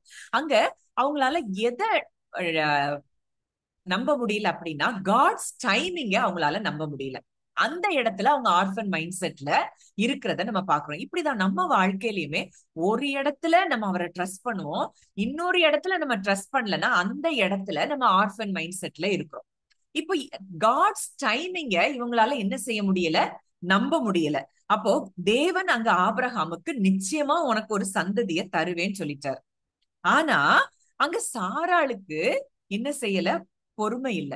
அங்க ஆபிரகாமும் அதனால சாராள் சொன்னதை அவர் என்ன செய்யறாரு, கேட்டு அங்க ஆகார திருமணம் முடிச்சு அங்க திரும்பியும் மறுபடியும் ஒரு கான்ஃபிளிக்ட் சஃபரிங் எல்லாம் வர்றதை நம்ம பார்க்கிறோம். ஒருத்தருக்கு ஒருத்தர் அங்க வாக்குவாதம், சண்டை, இது எல்லாம் கடந்து வர்றதை நம்ம பார்க்கிறோம். அப்போ இந்த இம்பேஷன்ஸ், இந்த ஆர்ஃபன் மைண்ட் செட் அது எதை கொண்டு வருதுன்னா இம்பேஷன்ஸ கொண்டு வருது. டைமிங், காட்ஸ் டைமிங்க்கு நம்ம என்ன செய்ய முடியாது, வெயிட் பண்ண முடியாது. நம்மளாவே சுயமா எதையாவது முயற்சி பண்ணி அதை செஞ்சிடணும் இதை செஞ்சிடணும்னு நம்ம சுயமா என்ன செய்ய ஆரம்பிப்போம், வேலை செய்ய ஆரம்பிப்போம். நம்ம ஃபியூச்சர் நம்ம கண்ட்ரோல்ல இருக்கிறத போல நம்ம ஏதோ வேலை செஞ்சுதான் தேவனுடைய வாக்குத்தத்தத்தை நிறைவேற்றணும்னு சொல்லி நம்ம அவருக்காக வேலை செஞ்சு நம்ம நிறைவேற்றணும்னு சொல்லி நினைப்போம். இப்படிப்பட்ட மைண்ட் இது என்னது, இம்பேஷன்ஸ். இந்த இடத்துல ஆர்ஃபன் மைண்ட் செட் எப்படி இருக்கும்னா இம்பேஷண்டா இருக்கும். அப்போ நம்ம மேட்டர்ஸ நம்ம கரத்துல எடுக்காம அவர் கரத்துல நம்ம கொடுக்கும் போது நமக்கு என்ன கிடைக்கும், ரெஸ்ட் கிடைக்கும். இல்லைன்னா ஸ்ட்ரெஸ், ஆங்ஸைட்டிக்குள்ளதான் நம்ம நிச்சயமா போவாங்க. அங்க சாராள் அந்த ஒரு முடிவு எடுத்ததுனால ஆகார் இன்றைக்கு வரைக்கும் நமக்கு என்னதான் இருக்கு, பிரச்சனையா இருக்கிறத நம்ம பார்க்கிறோம். அப்போ நம்ம எந்த இடத்துல இன்னைக்கு இருக்கிறோம்? இம்பேஷண்டா இருக்கிறோமா? பொறுமை இல்லையா? அவர் வாக்குத்தத்தம் கொடுத்திருக்கிறார். ஆனா அந்த வாக்குத்தத்தத்தை சுதந்திரிக்கிறதுக்கு நமக்கு பொறுமை இல்லாம நம்மளே ஏதோ வேலை செஞ்சு அந்த ப்ராமிஸ சுதந்திரிக்கணுங்கிற இடத்துல நம்ம இருக்கிறோமா அப்படிங்கிறத நம்ம தியானிச்சு பார்க்கணும். அடுத்ததா இந்த மைண்ட் செட்டுக்கு இஸ்ரவேல் மக்களை குறிச்சு கூட நம்ம பார்க்கலாம். வனாந்தரத்துல அவங்க எப்போ எப்படி இருந்தாங்க? பயத்துக்குள்ளேயும் முறுமுறுப்புக்குள்ளேயும் இருந்ததை நம்ம பார்க்கிறோம். அவங்க எகிப்துல இருந்து வெளியே வந்த பிறகு அங்க பார்வோனுடைய அங்க சேனை தொடர்ந்து பின்தொடர்ந்து வருது. அவங்க அப்போ தேவன் அழகா அங்க காப்பாற்றி வெளியே கொண்டு வர்றாரு. ஆனா கூட அவங்க தண்ணிக்கும் சாப்பாட்டுக்கும் அங்க இறைச்சிக்கும் அவங்க என்ன செஞ்சுட்டாங்க? முறுமுறுத்துட்டே இருக்காங்க. அங்க காட்ஸ் ப்ரொவிஷனை அவங்க டவுட் பண்ணிட்டே இருக்கிறாங்க. அப்போ doubt, fear, lack of faith for provision, இது எல்லாமே என்ன? Orphan mind set. நம்ம ஏற்கனவே பார்த்தது தான். அப்ப இது எல்லாமே இந்த ஆர்ஃபன் மைண்ட் செட்டோடைய அறிகுறி. இன்னைக்கு இதுல நம்ம எந்தெந்த இடத்துல எல்லாம் இருக்கிறோம் அப்படிங்கிறத நம்ம டீப்பா நம்ம என்ன செய்யணும்? நம்ம இருதயத்தை ஆராய்ந்து பார்க்க வேண்டிய இடத்துல நம்ம இருக்கிறோம். அப்போ ட்ரஸ்டிங் காட், தேவனை முழுவதுமாய் நம்புவது நமக்கு எதை கொண்டு வருது? சமாதானத்தை கொண்டு வருது. கம்ப்ளைனிங் அண்ட் டவுட்டிங், இதுதான் நம்மளை எங்க கொண்டு போகுது? ரெஸ்ட்லெஸ்னஸ்க்குள்ள கொண்டு போகுது. அன்னைக்கு நம்ம போன வாரம் பார்த்த மாதிரி தான் அந்த 10 பேர் அந்த வேவுக்காரங்க அந்த ரிப்போர்ட்டை கொடுக்கறாங்க, ரெஸ்ட்லெஸ்னஸ்க்குள்ள இருக்கிறாங்க. அந்த 2 பேர் அந்த தேவன் பேசினதை பேசி அங்க ரெஸ்டுக்குள்ள இருக்கிறாங்க. அவங்கதான் வாக்குத்தத்தத்தை சுதந்திரிக்க முடியுது. அப்ப ரெஸ்ட்ல நம்ம எப்ப வர்றோமோ அப்போதான் நம்ம வாக்குத்தத்தங்களை நம்ம என்ன செய்ய முடியும்? சுதந்திரிக்க முடியும். அந்த ரெஸ்ட்ல எப்ப வர முடியும்? அவர் அப்பாங்கிறத நம்ம ரியலா பார்க்கும் போதுதான். நான் இன்றைக்கு அவருக்கு பிள்ளையா இருக்கிறேன், அவருக்கு குமாரனா, அவருக்கு குமாரத்தியா நான் இருக்கிறேன், எனக்கு செய்யாம அவர் யாருக்கு செய்வாருங்கிற இடத்துல நம்ம உறுதியா வரும்போதுதான் நம்ம அந்த ரெஸ்டுக்குள்ள வருவோம். அந்த ரெஸ்டுக்குள்ள வரும்போது நம்முடைய ப்ராமிசஸ், வாக்குத்தத்தங்கள் தானாய் நிறைவேறுகிறத நீங்க பார்க்க ஆரம்பிப்பீங்க. அப்போ இன்றைக்கு அந்த ஃப்ரஸ்ட்ரேஷனுக்குள்ள நம்ம போக வேண்டாம். அப்படின்னா நம்ம அதுதான் வசனம் சொல்லுது பிலிப்பியர் 4:4, நீங்கள் ஒன்றுக்கும் கவலைப்படாமல். நிச்சயமா அந்த இடத்துக்கு நம்ம வர முடியும். எப்போ அப்படின்னா நம்முடைய ஐடென்டிட்டியில நம்ம ஸ்ட்ராங்கா இருக்கும் போது. அதுக்காக தான் தேவன் நமக்காக பரிசுத்த ஆவியானவரை கொடுத்திருக்கிறார். இந்த பரிசுத்த ஆவியானவர் நமக்குள்ள இருந்து ஒரே சத்தத்தை அடிக்கடி பேசிட்டே இருக்கிறாரு. புத்திர சுவிகாரத்தின் ஆவியை நமக்கு கொடுத்திருக்கிறார். அதாவது மீட்கப்படும் அந்த நாளுக்கென்று முத்திரையாக பெற்ற பரிசுத்த ஆவியானவர் நமக்கு ஒண்ணு சொல்லிட்டே இருக்கிறாரா, நீங்கள் தேவனுடைய பிள்ளைகள் என்று ஆவியானவர் தாமே நம்முடைய ஆவியுடனே சாட்சி கொடுக்கிறார். நம்ம ஆவியில அவர் பேசிட்டே இருக்கிறார். நீ தேவனுக்கு பிள்ளை, நீ தேவனுக்கு பிள்ளை, நீ ஒன்றிலும் குறைவுபடுவது அவருடைய சித்தம் இல்ல, நீ வியாதியா இருக்கிற அவருடைய சித்தம் இல்ல, நீ அவருக்கு பிள்ளையா இருக்கிற, இந்த வாக்குத்தத்தங்கள் உனக்கு கொடுக்கப்பட்டிருக்குது அப்படின்னு சொல்லி நம்மள ரெஸ்டுக்குள்ள கொண்டு வரும்படியா ஆவியானவர் நமக்குள்ள பேசிட்டே இருக்கிறாரு. ஆனா இந்த ஆர்ஃபன் மைண்ட் செட்ல இருந்து நம்ம மைண்டுக்குள்ள எழும்புகிற சத்தங்கள், இந்த இந்த ஆவியானவருடைய சத்தத்தை நம்ம என்ன செய்ய மாட்டேங்குது? கேட்க விட மாட்டேங்கிறத நம்ம பாக்குறோம். இன்னைக்கு ஆழமா நம்ம இந்த இடத்துல நம்ம தியானிச்சு பார்க்கணும். எந்த இடத்துல இன்னைக்கு நம்ம இருக்கிறோம்? இம்பேஷண்டா இருக்கிறோமா? நம்ம மனிதர்களை சார்ந்து இருக்கிறோமா? மனிதர்களுடைய வார்த்தைக்கும் அவங்க ஒப்பீனியனுக்கும் அவங்க கிரிட்டிசிசம்க்கும் நம்ம இடம் கொடுக்கிறோமா அப்படிங்கிறத நம்ம இன்னைக்கு என்ன செய்யணும்? ஆழமா நம்ம தியானிச்சு பார்க்க வேண்டிய இடத்துல இருக்கோம். அப்போ எலியாவை குறித்து இந்த இடத்துல நம்ம பார்க்கும்போது அங்க வானத்துல இருந்து அக்கினியை இறக்குறாரு. அடுத்த நிமிஷம் அங்க ஏசபேலுடைய வார்த்தைக்கு அவருக்கு என்ன வருது? பயம் வருது. என்னை கேட்டருளும்னு சொன்ன மாத்திரத்துல வானத்துல இருந்து அக்கினி இறங்கி வந்து அந்த பலியை பட்சித்து போடுறத நம்ம பார்க்கிறோம். அவ்வளோ பெரிய அற்புதத்தை செஞ்சவரு அடுத்த அதிகாரத்துல நம்ம பார்க்கிறோம். அந்த 1 ராஜாக்கள் 19 எல்லாம் நம்ம பார்க்கும்போது அங்க ஏசபேலுடைய வார்த்தைக்கு, நாளைக்கு இதே போல உனக்கு செய்ய, அவங்க பாகாலுடைய தீர்க்கதரிசிகளை வெட்டி போட்ட பிறகு அந்த ஏசபேல் இவரை பயமுறுத்தி ஒரு வார்த்தை தான், இதே காரியத்தை நாளைக்கு உனக்கு செய்யாமல் போனா என் தேவர்கள் அதற்கு சரியா அதற்கு அதிகமாகவும் செய்ய கடவுள்னு அவர் சொல்ற அந்த வார்த்தையை கேட்டு இவருக்கு பயம் வருது. அந்த இடத்துல அவர் என்ன செய்யல? அந்த டிபெண்டன்ஸ், அந்த ட்ரஸ்ட் அவரால வைக்க முடியாம அங்க ப்ராப்ளம அவர் போக்கஸ் பண்ண ஆரம்பிக்கிறத பாக்குறோம். இன்னைக்கு நம்ம பல நேரங்கள்ல ப்ராப்ளம்ஸையே ஃபோக்கஸ் பண்ணிட்டு இருக்கிறோம் அப்படின்னா நாமும் கூட அந்த அனாதை மனப்பான்மையில தான் இருக்கிறோம். இன்னைக்கு அப்பா சொல்றாரு, நீ அனாதை இல்ல, நீ எனக்கு பிள்ளை, நான் உன்னைய திக்கற்றவளாய் விட மாட்டேன், திக்கற்றவனா நான் உன்னை விட மாட்டேன்னு சொல்லி அப்பா சொல்றாருன்னா அதை எவ்வளவு தூரத்துக்கு நம்ம அவர் வார்த்தையா பார்த்து நம்ம வாழ்க்கையா நம்ம வாழ ஆரம்பிக்கிறோமோ அன்றைக்கு இந்த அனாதை மனப்பான்மையில இருந்து நிச்சயம் நம்ம என்ன செய்ய முடியும், வெளியே வர முடியும். அடுத்ததா அந்த ஸ்டார்ம், அங்க என்ன வருது, ஃபியர் இன்ஸ்டெட் ஆஃப் ஃபெய்த். அதாவது சீஷர்கள் அங்க பிரயாணம் பண்ணும்போது கப்பல்ல அங்க பயங்கரமான புயல் வருது. அங்கேயும் அங்க இயேசு கிட்ட போய் சொல்றாங்க, அங்க புயலை நிறுத்துறதெல்லாம் பாக்குறோம். அங்கேயும் அவங்க சர்க்கம்ஸ்டன்சஸ பாக்குறாங்களே தவிர ஜீசஸ் அவங்க என்ன செய்யல, பாக்கல. தன கூடயே ஒருத்தர் பிரயாணம் பண்ணிட்டு இருக்கிறாரு, எவ்வளோ அற்புதங்களை செஞ்சிருக்கிறாரு, இவர் எங்களை காப்பாற்ற வல்லவரா இருக்கிறாருன்னு அவரை என்ன செய்யல, ட்ரஸ்ட் பண்ணல. அந்த புயலையும் காற்றையும் பாக்குறாங்க. இன்னைக்கு உங்க வாழ்க்கையில எந்த புயல் அடித்து கொண்டிருக்கிறது, புயலை பார்க்கிறீங்களா? இந்த புயலையும் அதட்டி அமைதிப்படுத்தக்கூடிய தேவன் என்னோடு இருக்கிறார். அந்த தேவன் மூலமா நான் அந்த வார்த்தையை பேசுவேன். என் வாழ்க்கைக்கு எதிராக இருக்கிற இந்த புயல்களும் காற்றுகளும் கடல் அலைகளும் அடங்கும் அப்படிங்கிற இடத்துல நீங்க இருக்கிறீங்களா? அப்படி இல்ல அப்படின்னா நம்ம அந்த இடத்துக்கு நம்ம வரணும்னு சொல்லி தேவன் விரும்புறாரு. இப்போ இயேசு கிறிஸ்து தான் இன்னைக்கு நமக்கு உண்மையான சமாதானத்தை கொடுக்கிறவரா இருக்கிறார். அவர் சொல்றாரு, சமாதானத்தை உங்களுக்கு வைத்து போகிறேன், என்னுடைய சமாதானத்தை உங்களுக்கு கொடுக்கிறேன். அவர் சமாதானத்தை நமக்கு கொடுத்துட்டாருங்கிற இடத்துக்கு நம்ம வந்துட்டோம் அப்படின்னா சூழ்நிலைகள் நம்ம எதுவும் அசைக்க முடியாது. அன்னைக்கு தாவீத அவ்வளவு பெரிய கோலியாத், அந்த இஸ்ரவேல் ஜனங்கள் அனைவரும் அங்க அவ்வளவு பெரிய பெரிய சோல்ஜர்ஸ் எல்லாம் பயந்துட்டு இருக்கிறாங்க. தாவீதோடைய அண்ணன்மார்கள் பயப்படுறாங்க, அங்க சவுல் ராஜா பயப்படுறாரு. ஆனா தாவீது முழுவதுமா ஒரு ரெஸ்டுக்குள்ள இருக்கிறத பார்க்கிறோம். காரணம் என்னன்னா, நான் ஆராதிக்கிற தேவன் யாருன்னு எனக்கு தெரியும், அவர் என் கூட என்ன உடன்படிக்கை அவர் செஞ்சிருக்கிறாருங்கிறது எனக்கு தெரியும். அந்த உறுதியான நம்பிக்கை தேவன் மேல இருந்ததுனாலதான் தாவீதுக்கு அன்றைக்கு அப்படிப்பட்ட ஒரு நிலைப்பாட்டுக்குள்ள அவர் இருந்ததை நம்ம பார்க்கிறோம். அப்போ இன்னைக்கு நம்ம சமாதானத்தை அவர் தர்றாருங்கிற இடத்துல நம்ம வரணும். அடுத்ததா நம்முடைய பேர்டன்ஸ் எல்லாத்தையும் அவர்கிட்ட கொடுத்துடணும். அதுதான் வசனம் சொல்லுது, வருத்தப்பட்டு பாரம் சுமக்கிறவர்களே நீங்கள் எல்லாரும் என்னிடத்தில் வாருங்கள், நான் உங்களுக்கு இளைப்பாறுதல் தருவேன். அவர்கிட்ட போய் அவர் பிரசன்ஸ்ல உட்கார்ந்துட்டா போதும், நீங்கள் அமர்ந்திருந்து நானே தேவன் என்று அறிந்து கொள்ளுங்கள் சொல்றாரு. அவர் பிரசன்ஸ்ல உட்கார்ந்துட்டா போதும், சூழ்நிலைகள் எல்லாம் என்ன செய்யும், மாற ஆரம்பிக்கும். இன்னைக்கு நம்ம அவர் பிரசன்ஸ்ல உட்கார்றத விட்டுட்டு சூழ்நிலைய பத்தியே பேசி, சூழ்நிலைய பத்தி பல பேர்கிட்ட பேசி நம்ம ப்ராப்ளம்ஸ இன்னும் என்ன செய்யறோம், கிரிட்டிக் ஆக்கிறோம். கிரிட்டிக்கலா நம்ம சர்க்கம்ஸ்டன்சஸ என்ன செய்யறோம், நம்மளே கொண்டு போயிடுற இடத்துல நம்ம இருக்கிறோம். அப்போ தேவன் தான் இன்னைக்கு அடைக்கலமும் ஆபத்து காலத்தில் அனுகூலமான துணையுமா இருக்கிறான்னு வசனம் சொல்லுது. இன்னைக்கு நம்ம அவரை அப்படி பார்க்கிறோமா?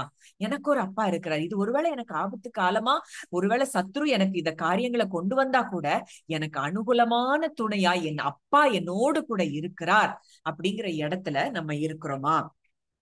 தேவன் நம்முடைய வாழ்க்கையில எல்லாவற்றிலையும் அவர் கண்ட்ரோல் எடுத்திருக்கிறாரு. ஒரு காரியம், இன்னைக்கு நீங்கள் உங்களுடையவர்கள் அல்லவே அப்படின்னு சொல்லி வசனம் சொல்லுது. அப்ப நம்ம யாருக்குரியவர்களா? அவருக்குரியவர்கள். அவருக்குரியவர்கள்னா அவர் தான் கண்ட்ரோல், அவர் தான் நம்முடைய ஃபுல் வாழ்க்கையின் ஃபுல் கண்ட்ரோல் அவர் எடுத்துட்டாரு. இப்ப நம்ம இதுல போய் நம்ம எந்த வேலையும் செய்ய வேண்டியதில்லை. நம்ம இளைப்பாறுதல்ல இருக்கிறதும் அவர் பிரசன்ஸ்ல உட்கார்றதும் அவருக்குள்ள களி கூர்ந்து மகிழ்றதும் தான் நம்ம வேலை. அந்த இடத்துக்கு நம்ம வரணும். இந்த ஆர்ஃபன் மைண்ட் செட்டை விட்டு நம்ம எல்லாருமே வெளியில வந்துட்டோம்னா, நம்ம ஆதி சீஷர்கள் எப்படி இருந்தாங்களோ அதை போல மகத்துவமான காரியங்களை நாமும் செய்ய முடியும். மற்ற ஜனங்களையும் நம்ம விடுவிக்க முடியும், கட்டுகள்ல இருந்து நம்ம கட்டவிழ்க்க முடியும். இன்னைக்கு நாமே இந்த கட்டுகளுக்குள்ள இருக்கிறதுனாலதான் நம்ம இன்னும் மற்றவங்களுக்கு ஆசீர்வாதமா மாற முடியாத இடத்துல நம்ம இருக்கிறோம். இன்னைக்கு இதெல்லாம் இந்த மெசேஜை நீங்க ஒருவேளை திருப்பி நீங்க கேளுங்க, எந்தெந்த இடத்துல எல்லாம் நம்ம இந்த மைண்ட் செட்ல இருக்கிறோம், இந்த மைண்ட் செட்டை விட்டு நம்ம எப்படி வெளியே வர முடியும், அதற்கும் தேவனுடைய வாக்குத்தத்தங்கள் நமக்கு இருக்குது. இத கொஞ்சம் டீப்பரா இன்னும் நம்ம போகும்போது கர்த்தர் நிச்சயமா அந்த காரியங்கள்ல நமக்கு ஒரு அற்புதத்தை செய்வார். அப்போ ஃபர்ஸ்ட் அவருடைய காட்ஸ் பிளான்ல நம்ம என்ன செய்யணும்? நம்பிக்கை வைக்கணும். வரி பண்றதுக்கு பதிலா அவர்கிட்ட அந்த காரியத்தை ஹேண்ட் ஓவர் பண்ணணும். நம்ம மைண்ட தேவன் மேல மாத்திரம் நம்ம கான்சென்ட்ரேட் பண்றதுக்கு நம்ம இடம் கொடுக்கணும். லெட் கோ, அவ்வளவுதான், இதை நான் அவர்கிட்ட கொடுத்துடுறேன் அப்படின்னு சொல்லி அவர்கிட்ட என்ன செய்யணும்? எல்லாத்தையும் ஹேண்ட் ஓவர் பண்ணணும். புயலின் மத்தியிலையும் அவரை நம்பணும். இப்படியெல்லாம் இருந்தா நம்ம நிச்சயமா இந்த ஆர்ஃபன் மைண்ட் செட்டை விட்டு நம்ம வெளியே வர முடியும். இன்னும் கடைசியா ஒரு காரியம் ஒண்ணு சொல்லி முடிக்கிறேன். நான் அடுத்த வாரத்துல இன்னும் ஒரு காரியங்களை சில காரியங்களை மட்டும் நம்ம தியானிச்சு இந்த அடுத்த மெசேஜுக்கு நம்ம கடந்து போவோம்.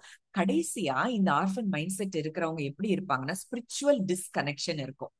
ஆவிக்குரிய வாழ்க்கையில தேவனோடு கூட அவங்க இன்டிமசிக்குள்ள அவங்க வரவே முடியாது. அவங்க அப்பாவா அன்புள்ள தகப்பனா அவரை பார்க்கறதுக்கு பதிலா அவர் தூரமா இருக்கிற ஒரு தேவனாதான் அவங்க பார்ப்பாங்க. அவங்க ரூல்ஸ தான் எப்பவுமே ஃபாலோ பண்ணிட்டு இதை செஞ்சா தேவன் இதை செய்வார், இதை பண்ணா இதை பண்ணுவார் இப்படின்னு சொல்லி இந்த ரூல்ஸ ஃபாலோ பண்ணிட்டே இருப்பாங்களே தவிர ஒரு ரிலேஷன்ஷிப்புக்குள்ள அவங்களால வர முடியாது. அவங்களால ஜெபிக்க முடியாது, அவங்களால ஆராதிக்க முடியாது, அவங்களால தேவனுடைய வாக்கு தத்தங்களை ரிசீவ் பண்ணி அதை இன்ஹெரிட் பண்ண முடியாது. அப்போ இதுக்கு உதாரணமா நம்ம யார பார்க்கலாம் அப்படின்னா, பேதுருவை நம்ம பார்க்கலாம்.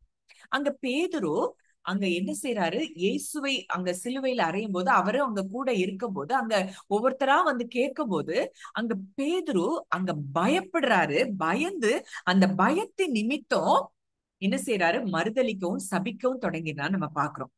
அப்போ இது எல்லாமே என்ன வருது? இது எல்லாம் வந்துருச்சு. இந்த பயத்தினால இவர் மறுதலிச்சது நிமித்தம் இவருக்குள்ள கில்ட் வந்துருச்சு, கவலை வந்துருச்சு, மனஸ்தாபப்பட்டாருன்னு சொல்லி பார்க்கிறோம். அப்போ இது எதனால இவருக்குள்ள இந்த பயம் வந்துச்சு? Fear of persecution. தன்னையும் கொன்றுவாங்களோ. அங்க ஃபெய்த் அவருக்கு எப்படி இருக்கு?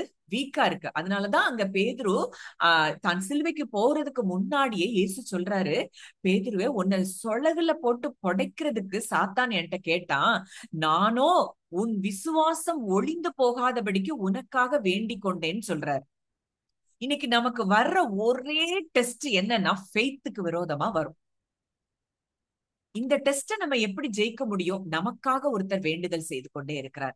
எனக்காக ஒரு அப்பா எந்நேரம் என் கூடயே இருக்கிறார், அவர் ஒரு நாள் என்னை கைவிட மாட்டார்ங்கிற அந்த எண்ணங்களினால நம்ம மனதை மறுரூபப்படுத்தும் போதுதான் இந்த விதமான பயங்கள் எல்லாம் நமக்கு வெளியேறுகிறத நம்ம பார்ப்போம். ஈவன் ஆனா அதே பேதுருவதான் மறுபடியும் அவர் உயிர்த்தெழுந்த பிறகு சந்திச்சு அவருடைய ஒரு பெரிய ரெஸ்டோரேஷன் அங்க பேதுருவுக்கு நடக்கிறத பார்க்கிறோம். பரிசுத்தாவியானவர் ஊற்றப்பட்ட பிறகு இன்னும் பேதுருக்கு தைரியம் வந்ததை பார்க்கிறோம். அவர் எங்கேயும் எந்த மனுஷனுக்கும் அவர் பயப்படாம அங்க சுவிசேஷத்தை அறிவிக்கிறத நம்ம பார்க்கிறோம். இன்னைக்கு அதே பரிசுத்தாவியானவர் தான் நமக்குள்ளேயே ஊற்றப்பட்டிருக்கிறார். சீஷர்கள் அன்றைக்கு சந்தோஷத்தினாலும் பரிசுத்தாவியினாலும் நிரப்பப்பட்டார்கள் சொல்லி பார்க்கிறோம். அப்ப இன்றைக்கு நம்ம நிரப்பப்பட்டிருக்கிறோமா? அப்படிப்பட்ட சந்தோஷம் அந்த பரிசுத்த ஆவியானவரால நம்ம நிரப்பப்பட்டிருந்தோம்னா நம்ம இன்றைக்கு அவருக்கு சீஷரா இருக்கிறோம், அவருக்கு பிள்ளைகளா இருக்கிறோங்கிற இடத்துல நம்ம அசைக்க முடியாத நம்பிக்கையோட இருப்போம்.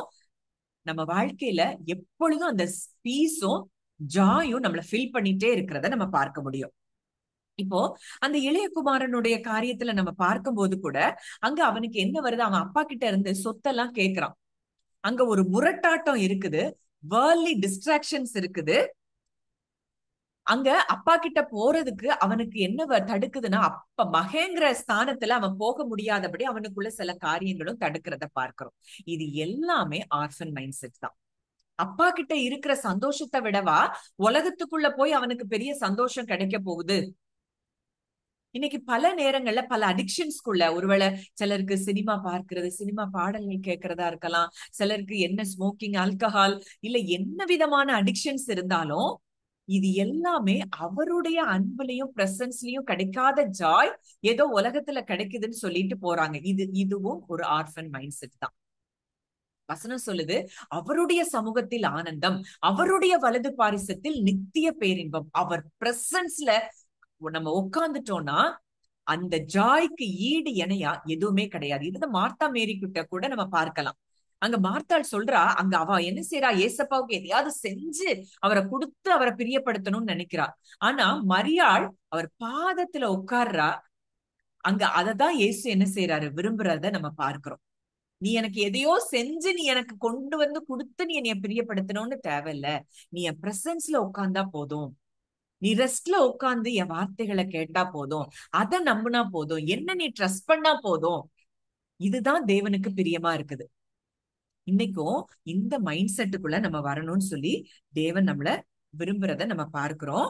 அப்போ முதல்ல இதுக்காகவும் நம்ம தேவன் நம்ம கூட பேசுற காரியம், அவருடைய அன்பை நம்ம என்ன செய்யணும், ஆழமா ரெக்கக்னைஸ் பண்ண ஆரம்பிக்கணும்.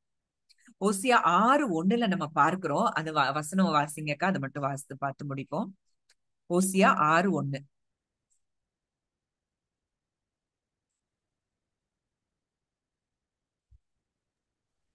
கர்த்தரிடத்தில் திரும்புவோம் வாருங்கள். நம்மை பீறினார், அவரே நம்மை குணமாக்குவார். நம்மை அடித்தார், அவரே நம்முடைய காயங்களை கட்டுவார். இது ஒருவேளை பழைய ஏற்பாட்டின் வெளிச்சத்துல பழைய பரிசுத்தவான்களுக்கு தேவனை முழுமையுமாய் புரியாததுனால அவங்க பாவத்தின் நிமித்தம் அவங்க அனுபவிச்சாங்க. ஆனா அவர்கிட்ட போகும்போது அவர் என்ன செய்யறாராம், சுகமாக்குறாராம், கட்டுகிறாராம். அந்த ரோமர் 8:38-39 நம்ம பார்க்கிறோம். ஆஹ் கிறிஸ்துவின் அன்பை விட்டு நம்மை பிரிப்பவன் யார்? அவரோட அன்பை விட்டு நம்மளை எதுவும் பிரிக்க முடியாது. நம்ம தான் அவர் அன்பை விட்டு ஏதோ அவர் நம்மளை நேசிக்கலங்கிற உணர்வுல நம்ம இருக்கிறோமே தவிர, அவருடைய அன்புங்கிறது அது எப்பவும் கான்ஸ்டன்டா நம்ம மேல ஒரே அன்புலதான் அவர் நம்ம நேசிக்கிறார். இளையகுமாரன் வீட்டை விட்டு சொத்தெல்லாம் எழுதி வாங்கிட்டு போனதுனால அவர் அந்த இளையகுமாரன் மேல வச்சிருக்கிற அன்பு குறைஞ்சு போச்சு.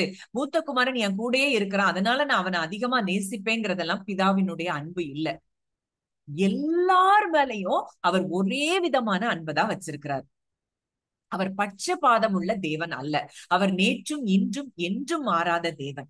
இந்த எண்ணங்களுக்குள்ள நம்ம நம்ம நம்ம மைண்ட ரெனியூவல் பண்ண நம்ம நிச்சயமா இந்த ஆர்ஃபன் மைண்ட் செட்ல இருந்து நம்ம வெளியே வருவோம். அவர் மேல நம்ம ட்ரஸ்ட நம்ம வைக்கும் போது இந்த பீஸும் இந்த ஜாயும் நம்மளை எப்பவுமே ஃபில் பண்ணிட்டு இருக்கிறத பார்ப்போம். கர்த்தர் நிச்சயமா இந்த ஒரு வாழ்க்கை, இப்படி ஒரு என்ஜாய்மெண்ட்டுக்குள்ள, இந்த ஒரு ஜாய்ஃபுல் லைஃப்குள்ள நம்ம வரணுங்கிறது தேவனுடைய விருப்பமா இருக்கிறது, தேவனுடைய சித்தமா இருக்கிறது. நிச்சயமா நம்ம ஒவ்வொருத்தரையும் அந்த விதமான ஒரு வாழ்க்கைக்குள்ள தேவன் நம்மளை கொண்டு போறாரு. அதனாலதான் இந்த வார்த்தைகள் எல்லாம் நம்மளை தியானிக்க வைத்திருக்காரு.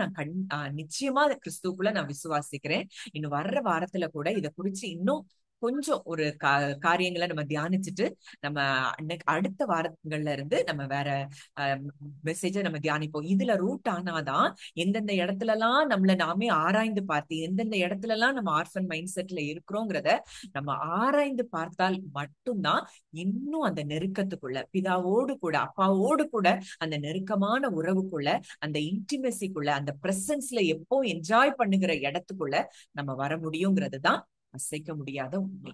ஜெபிக்கலாம். நல்ல தகப்பனே, நன்றியோடு உம்மை துதிக்கிறோம், ஸ்தோத்தரிக்கிறோம் அப்பா. இந்த நல்ல நாளிலும் எங்களோடு கூட இடைப்பட்ட உம்முடைய வார்த்தைக்காக நாங்கள் நன்றி செலுத்துகிறோம் தகப்பனே. அப்பா, இந்த நாளிலும் கூட கர்த்தாவே, அப்பா எந்த இடத்துல எல்லாம் நாங்க அந்த ஆர்ஃபன் மைண்ட் செட்ல இருக்கிறோங்கிறத ஆவியானவர் எங்களுக்கு கற்று தந்திருக்கிறீர் அப்பா. இந்த இடத்தெல்லாம் எங்க இருதயத்தையே நாங்க ஆராய்ந்து பார்த்து அந்த இடத்துல எல்லாம் உங்க அன்பை நாங்க ஃப்ளோ பண்றதுக்கு ஆண்டவரே எங்களுக்கு நாங்க இடம் கொடுக்க பரிசுத்த ஆவியானவர் எங்களுக்கு நீங்க உதவி செய்யும்படியாய் நாங்க ஜெபிக்கிறோம் அப்பா. எந்த இடத்துல எல்லாம் உங்க அன்பை நாங்க நம்பாம இருக்கிறோமோ அந்த இடத்துல எல்லாம் உங்க அன்பை ஆழமாய் நாங்கள் நம்பி தியானிக்க அப்பா எங்களுக்கு நீங்க கிருபை தரும்படி நாங்கள் ஜெபிக்கிறோம் அப்பா. உம்முடைய அன்பின் நீளம் அகலம் ஆழம் உயரம் இன்னதென்று இன்னும் நாங்கள் அதிகமாய் அறிய கர்த்தர் எங்களுக்கு கிருபை தரும்படி ஜெபிக்கிறோம் அப்பா. இங்க வந்திருக்கிற ஒவ்வொருவருடைய அப்பா இருதயத்துல இருந்து ஆழமான அரண்கள் இயேசுவின் நாமத்தினாலே அது உடைக்கப்படுவதாக அப்பா. எந்தெந்த இடத்துல எல்லாம் அனாதை மனப்பான்மையில் எங்களுக்குள்ள இருக்கிறதோ அது எல்லாம் இன்றைக்கே கர்த்தர் நீர் தகர்த்தெறிந்து போட்டதற்காக நன்றி செலுத்துகிறோம். ஆழமான முழு நிச்சயமான நம்பிக்கை அப்பா உங்க மேல கர்த்தர் எங்களுக்கு கொடுத்தபடியினால் நன்றி செலுத்துகிறோம். உங்களுடைய கரங்களில எங்களை தாழ்த்தி ஒப்புக் கொடுக்கிறோம். வந்திருக்கிற ஒவ்வொருவரையும், இதை கேட்க போகிற ஒவ்வொருவரையும் உம்முடைய பிள்ளையாய் மனதார நான் ஆசீர்வதிக்கிறேன். ஆசீர்வதித்து வழி நடத்தும். துதி கன மகிமை யாவையும் இயேசு ஒருவருக்கே செலுத்துகிறோம். கர்த்தரும் மீட்பருமாக இயேசுவின் மூலம் கேட்கிறோம் ஜீவனுள்ள நல்ல பிதாவே, ஆமென். தேங்க்யூ. எதுவும் ஷேர் பண்ணுமா? டெஸ்டிமனிஸ் எதுவும் இருந்தா ஷேர் பண்ணலாம்.